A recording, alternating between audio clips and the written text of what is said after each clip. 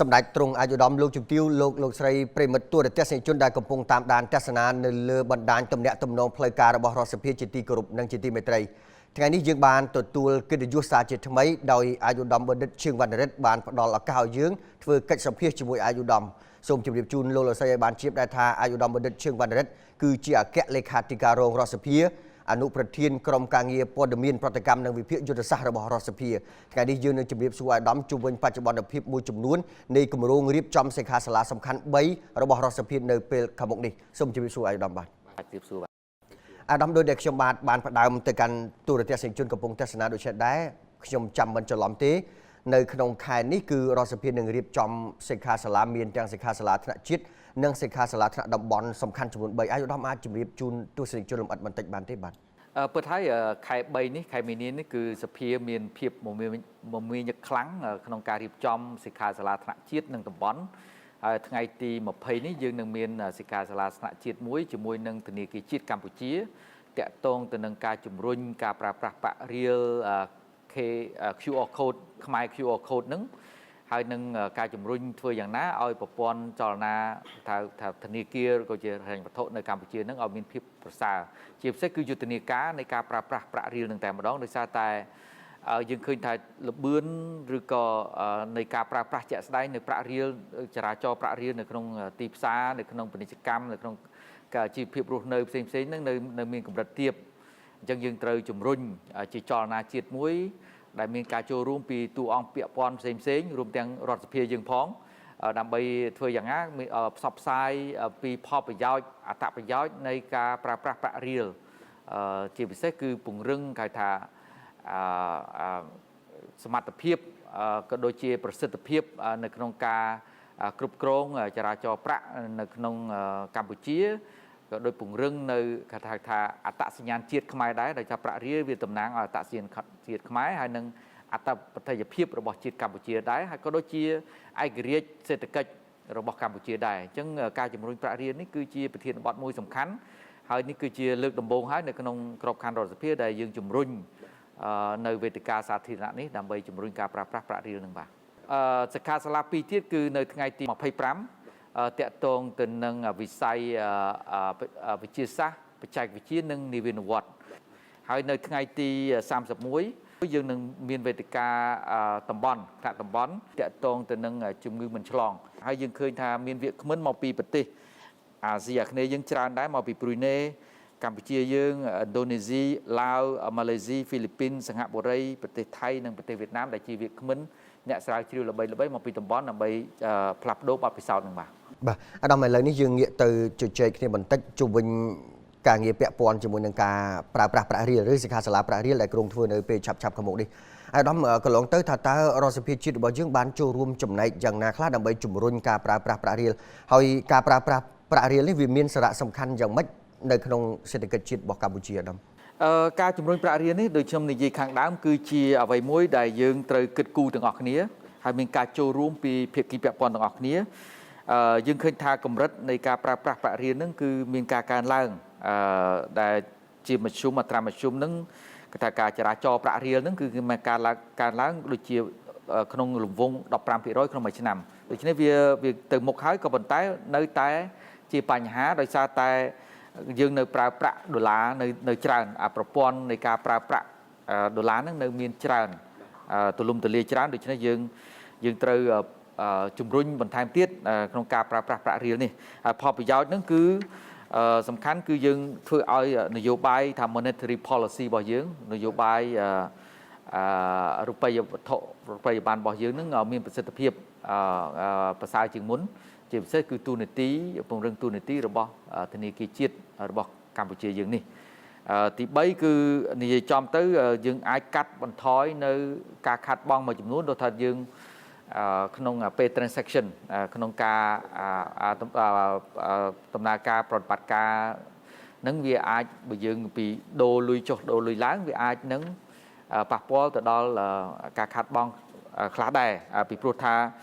យើងឧទាហរណ៍ថាកម្មករយើងប្រើបើកជាលុយដុល្លារហើយយើងយកលុយដុល្លារហ្នឹងទៅចាយវាយនៅក្នុងមូលដ្ឋានជាលុយរៀលឧទាហរណ៍អញ្ចឹងអាហ្នឹងក៏ជាបញ្ហាមួយខ្ញុំគិតថាវាអាចកាត់បន្ថយ នៃ transaction cost នឹងដែរទី3គឺតកតងតាមអត្តសញ្ញាណជាតិនឹងតែម្ដងគឺយើងពង្រឹងការចាយប្រាក់វានឹងដើម្បីពង្រឹងអត្តសញ្ញាណជាតិខ្មែររបស់យើងហើយនឹង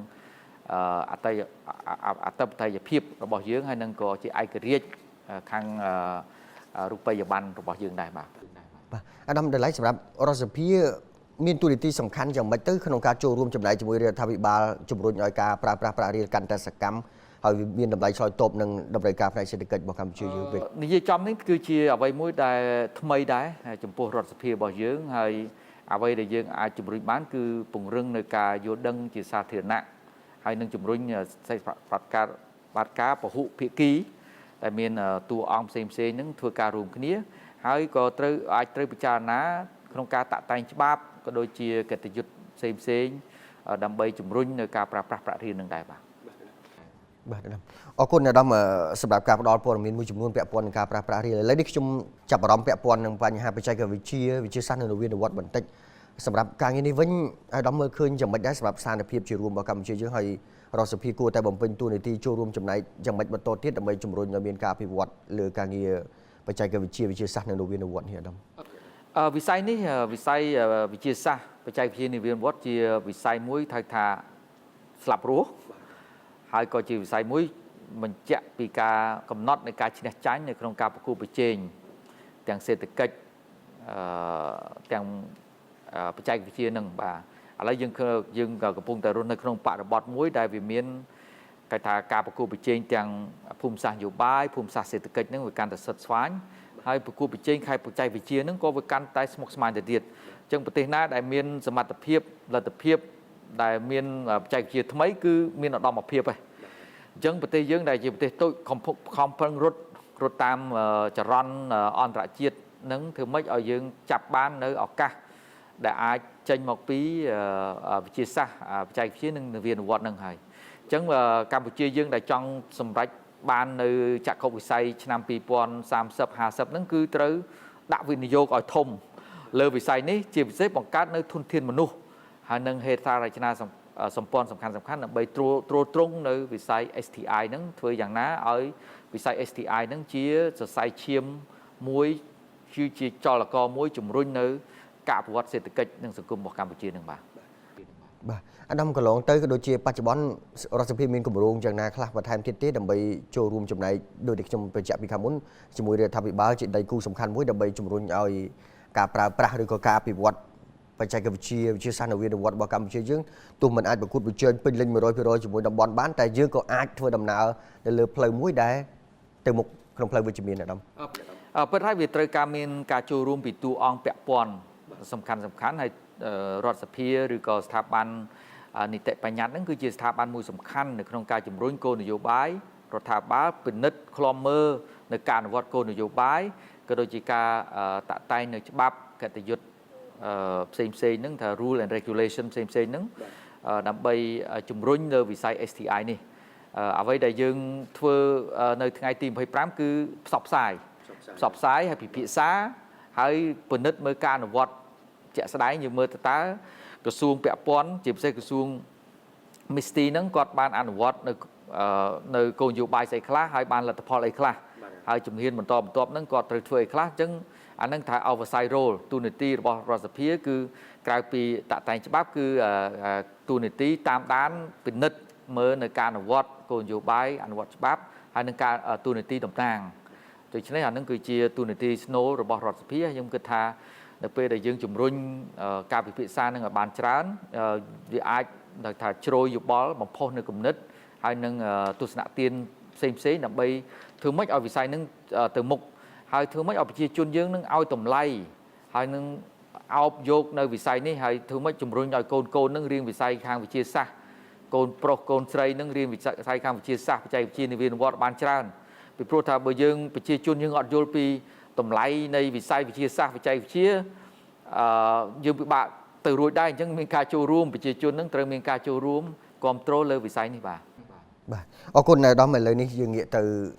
សិក្ខាសាលាសំខាន់មួយទៀតជាសិក្ខាសាលាកម្រិតតំបន់ហើយខ្ញុំដឹងថារដ្ឋសភាតាមរយៈគណៈកម្មការទី8នៃរដ្ឋសភាយកចិត្តទុកដាក់ឲ្យធ្វើការងារច្រើនមែនទែនប្រយុទ្ធប្រឆាំងទៅនឹងជំងឺមិនឆ្លងហើយដោយដែលអាដាមបានបញ្ជាក់នៅក្នុងចំណុចផ្ដើមរបស់អាយុដំដែរប៉ុន្តែខ្ញុំចង់ដឹងបន្ថែមទៀតការរំពឹងទុករបស់អាដាមតាមរយៈសិក្ខាសាលាកម្រិតតំបន់មួយនេះវានឹងអាចចូលរួមចំណែកបញ្ជ្រាបការយល់ដឹងយ៉ាងណាបន្ថែមទៀតពាក់ព័ន្ធនឹងជំងឺមិនឆ្លងនៅកម្ពុជាគ្រាដែលបច្ចុប្បន្ននេះរដ្ឋាភិបាលក៏បានវិនិយោគថវិកាទម្លាក់ថវិកាក្នុងវិស័យសុខាភិបាល